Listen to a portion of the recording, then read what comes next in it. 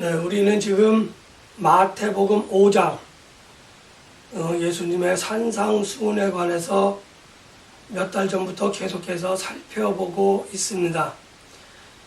마태복음에 기록된 산상수훈은 팔복 시리즈에 이어서 세상의 빛과 세상의 소금이라는 제자들에게 주어진 사명에 관해서 또는 제자들의 해야 할 역할에 관해서 말씀하신 이후에 성도들이 어떻게 살아야 되는가에 대해서 예수님이 말씀을 해주고 계시는 그러한 부분입니다. 그런데 오늘 예수님께서 세상에 속하여 사는 성도들이 어떻게 살아야 되는지, 이것은 율법에서 어떻게 기록해 놓았는지, 또 그 기록에 그 율법의 조문은 무엇을 의미하는지에 관해서 예수님께서 설명을 해주고 계신데, 갑자기 율법은 1.1획도 다 없어지지 아니하리라 라고 하는 말씀을 오늘 주셨습니다. 오늘 말씀은 마태복음 5장 16, 17, 18, 19, 20 이렇게 5절에 관해서 이야기를 하는 가운데에 한 문장을 오늘의 주제 말씀으로 정했습니다. 1.1획도 결코 없어지지 아니하고 다 이루리라 하는 말씀을 살펴보게 될 것입니다. 예수님께서 산상수훈을 말씀하실 때에, 산상수훈을 강론하실 때에 그곳에 온 사람들은 오늘 본문 말씀을 기준으로 나누어 보면 두 부류가 있었다고 이야기할 수 있습니다. 첫 번째 부류는 하나님께서 말씀하신 율법, 다시 말하면 율례와 규례와 법도죠. 그것을 잘 지키는 사람 또는 그것을 잘 지키지 않는 사람, 그리고 그것을 외치는 선지자들, 선견자들, 많은 하나님의 사람들의 그러한 외침과 가르침을 잘 따르는 사람, 그러한 사람들과 또 그렇지 아니한 사람들로 나누어 볼 수 있습니다.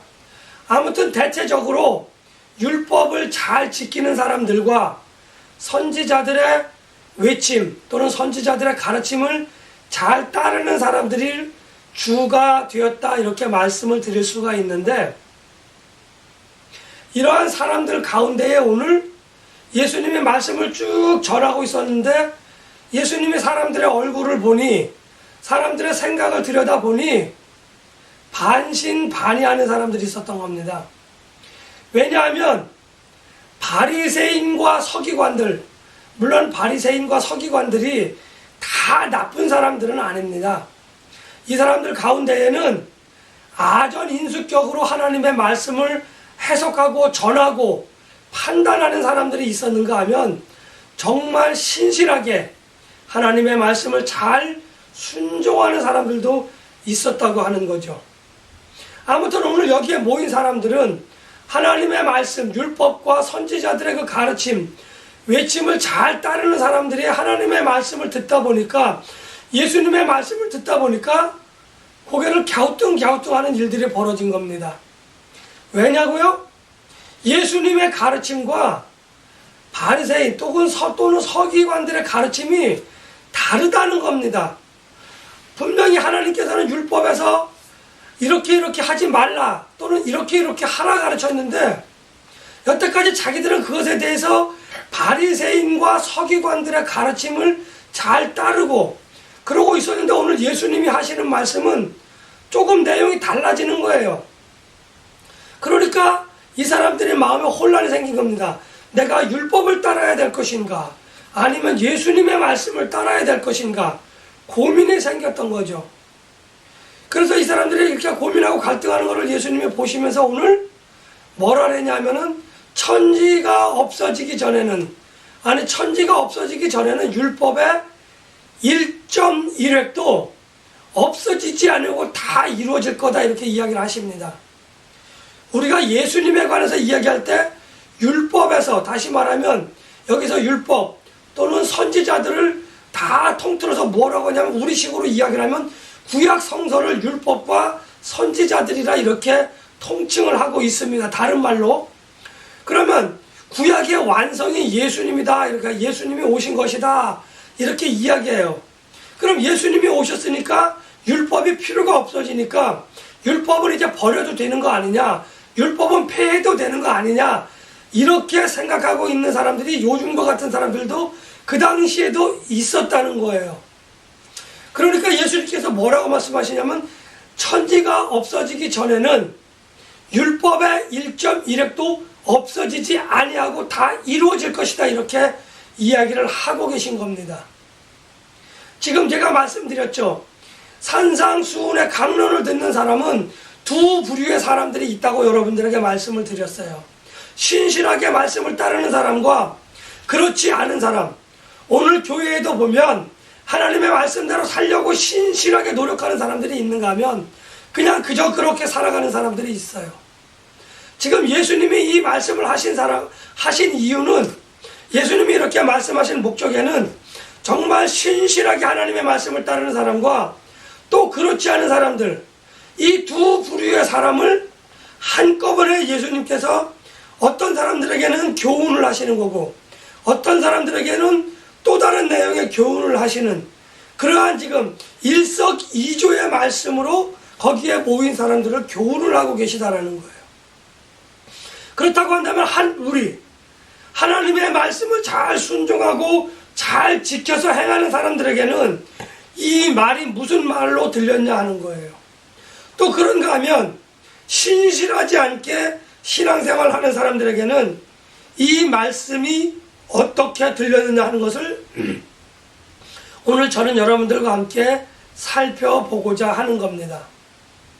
이 두 부류의 사람들에게 이렇게 각기 다른 의미로 한 가지로 말씀을 하셨는데, 먼저 신실하게 하나님의 말씀을 지켜 행하는 사람들에게 율법과 선지자들이 없어지지 아니할 것이다 라고 이야기하는 것은 정말 그동안 신실하게 하나님이 말씀해 주신 그 구약의 산상수훈, 율법을 잘 따르던 사람들에게 걱정이 있었는데, 그게 뭐냐면 이제 이전까지 자기들이 잘 지켜서 지금까지 왔는데 이것이 없어지게 되어진다고 한다면 앞으로는 우리가 무엇을 기준으로 삼아서 우리가 하나님의 말씀을 따라야 되는지 혼동이 생겼던 겁니다. 예수님이 율법을 없애신다? 아니, 율법이 더 이상 필요 없어지는 것이 된다?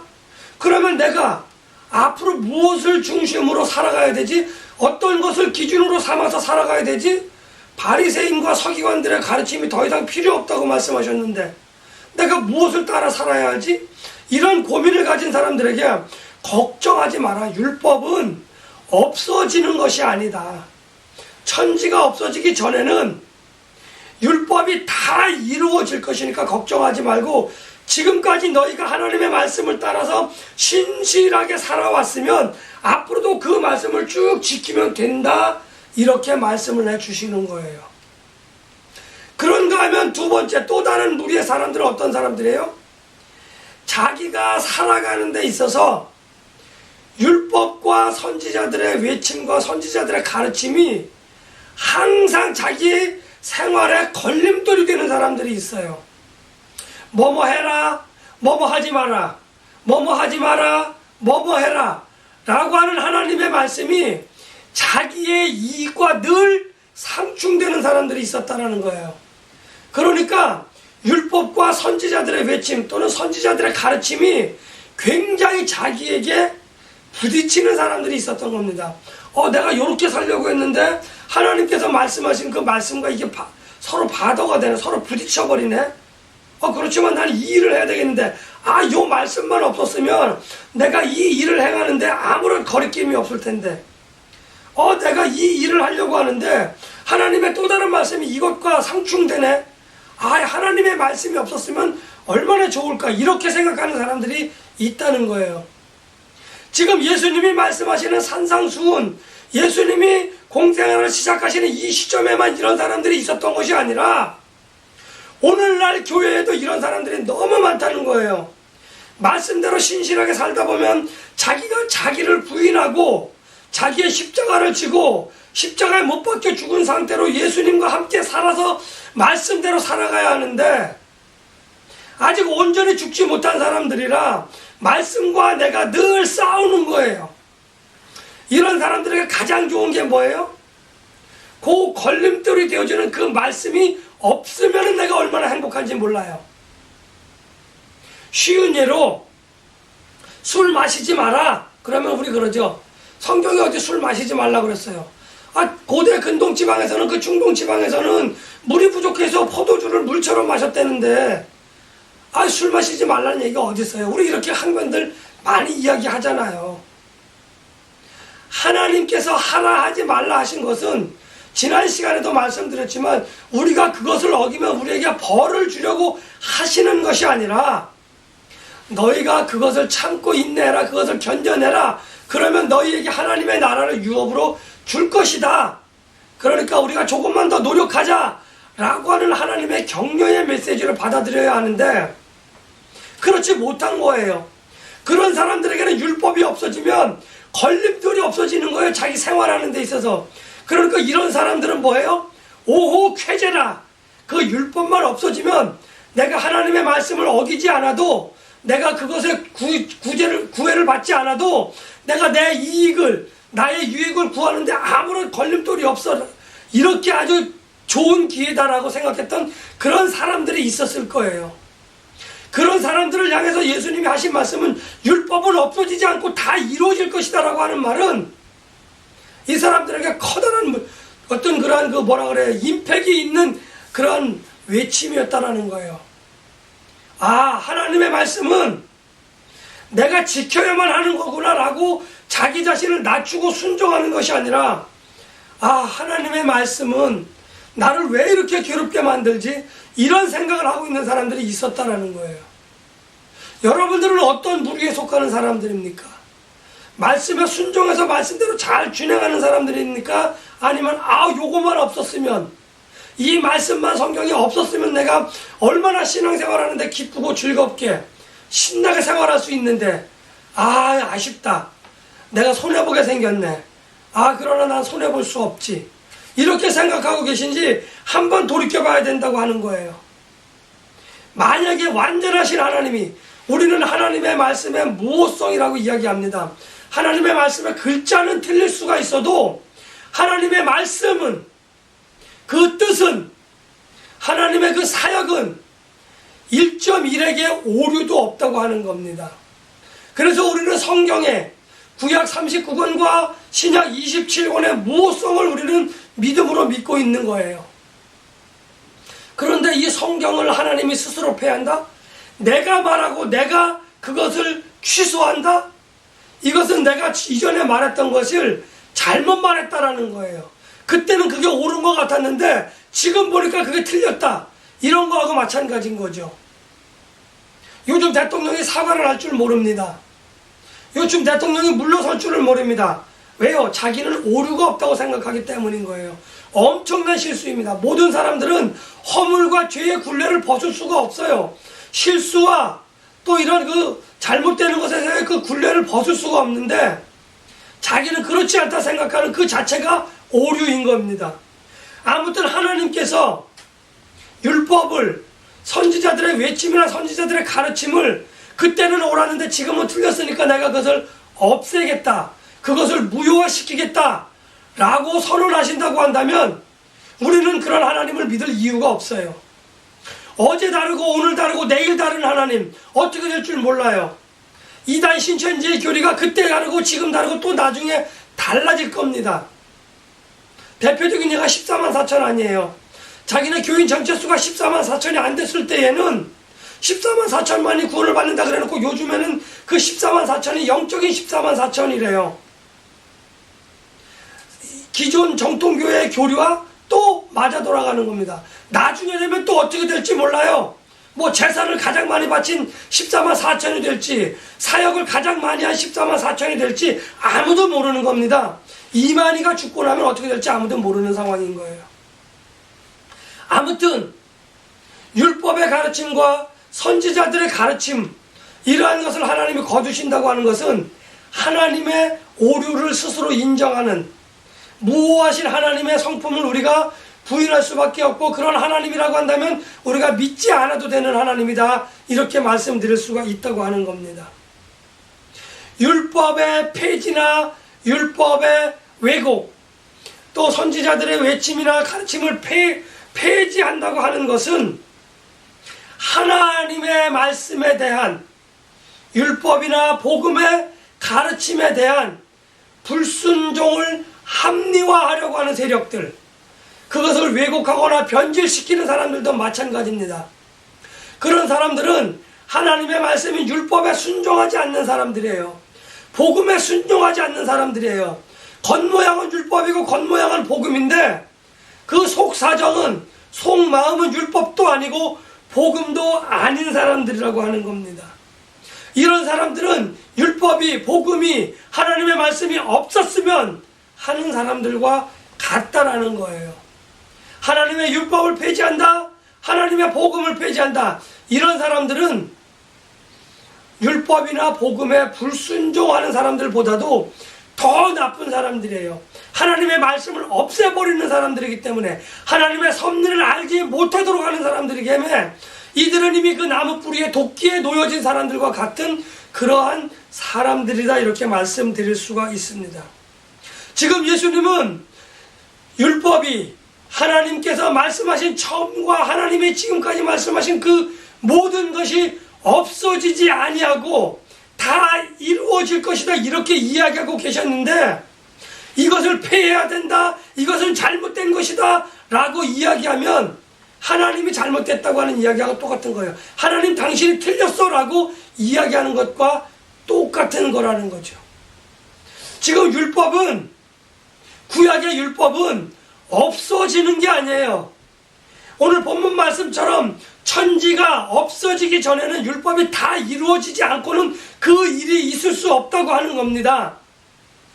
율법은 예수님으로 말미암아 업그레이드 되어지는 거지 없어지는 게 아니라는 겁니다.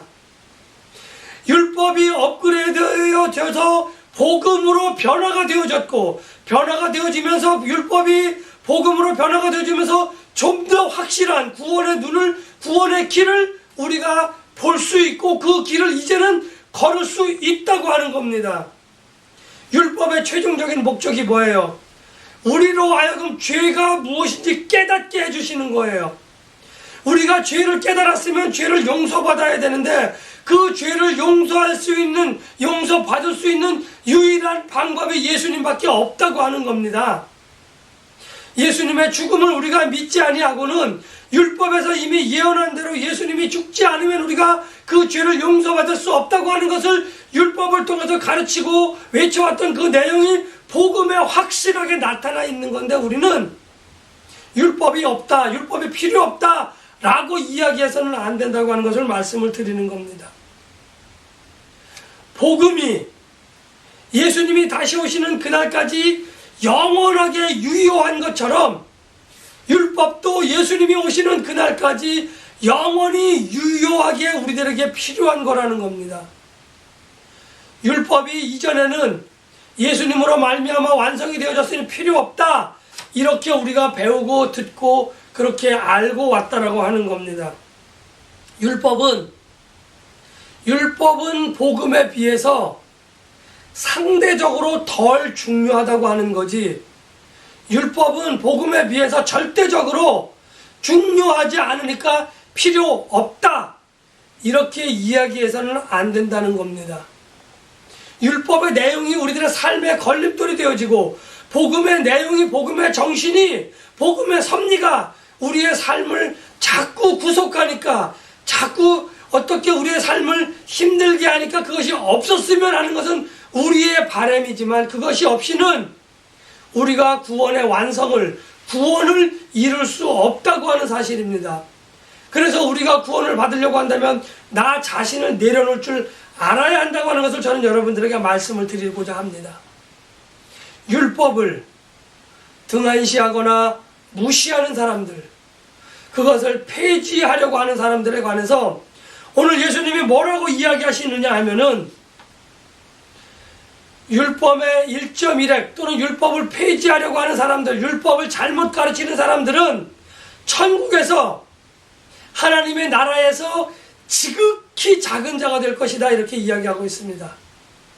지금 우리는 어떻게 하나님의 나라에서 큰 사람이 될까? 어떻게 하나님의 나라에서 중요한 사역을, 그 사역을, 나라가 이루어져 가는데 중요한 사역을 감당할 수 있을까? 커다란 사역을 감당할 수 있을까? 그렇게 전진하며 달려가는 선의의 경쟁을 하고 있는데, 하나님께서 느닷없이 지극히 작은 자가 된다고 이야기하는 겁니다.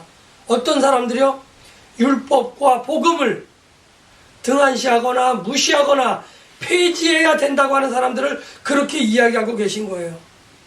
자, 여러분들이 하나님의 나라를 위하여 큰 사람이 되기를 원한다고 한다면 율법과 복음에 대해서 그 사역에 관해서 그것의 중요한 내용, 교리, 이런 진리에 대해서 어떻게 말할 것인지 이제 여러분들이 결단하셔야 되는 겁니다. 율법이 필요 없다? 그러면 하나님의 나라에서 우리도 당연히 등한시 되어지고 우리도 당연히 무시되는, 정말 작아질 수 없을 만큼 작아지는 사람이 되는 거예요. 반대로 이야기한다면 우리가 율법을 소중히 여기고 율법을 귀중히 여기고 율법을 마음에 담아두고 복음을 소중히 귀중히 마음에 담아두고 그것을 이루기 위하여 달려가는 사람들은 천국에서, 하나님의 나라에서 커다란 사람이다, 더 이상 커질 수 없을 만큼의 큰 사람이다, 이렇게 일컬음을 받는다라고 오늘 말씀을 하고 계신 것과 다름이 없다고 하는 겁니다. 율법을 무시하고 등한시하는 사람은 율법을 폐지하고자 하는 사람과 별반 다르지 않다고 하는 겁니다. 마지막으로 이렇게 모든 말씀을 마치면서 예수님이 뭐라고 이야기하시냐면, 너희들은 바리새인이나 서기관들보다 더 뛰어나야 된다, 이렇게 이야기하고 있습니다. 바리새인들과 서기관들보다 더 뛰어나야 된다고요? 당시 산상수훈의 강론을 듣고 있는 사람들에게는 엄청난 충격적인 임팩이 있는 말씀이라는 거예요. 왜냐하면 바리새인들과 서기관들은 하나님의 말씀도 잘 알 뿐더러 특별히 하나님의 말씀을 잘 준행하며 살고 있는 사람들에게 있어서 그렇지 않은 사람들이 바라봤을 때 그들은 신의 경지에 다른 사람들인 거예요. 성인의 반열에 서 있는 사람들인 거예요. 그 사람들보다 더 뛰어나야 된다고 지금 예수님은 그것을 듣는 사람들에게 이야기하고 있어요. 지금의 농사의 기준에서는 그렇지 않지만 고대 중동에서의 농사의 기준으로 말하면 알곡과 쭉정이가 같이 자랄 때에 아무리 알곡의 그 열매가 튼튼하게 영양분이 많게 잘 익었어도 가라지나 쭉정이보다 더 낮은 곳에서 그렇게 충실하게 열매를 맺고 있는다고 한다면, 예전에는 높이 올라온 알곡만 잘라서 추수해 드리고 낮게 깔려있는 알곡들은 그냥 잡초처럼 베어져서 그냥 들판에 버려진다고 하는 거예요. 불에다 살라버린다고 하는 거예요.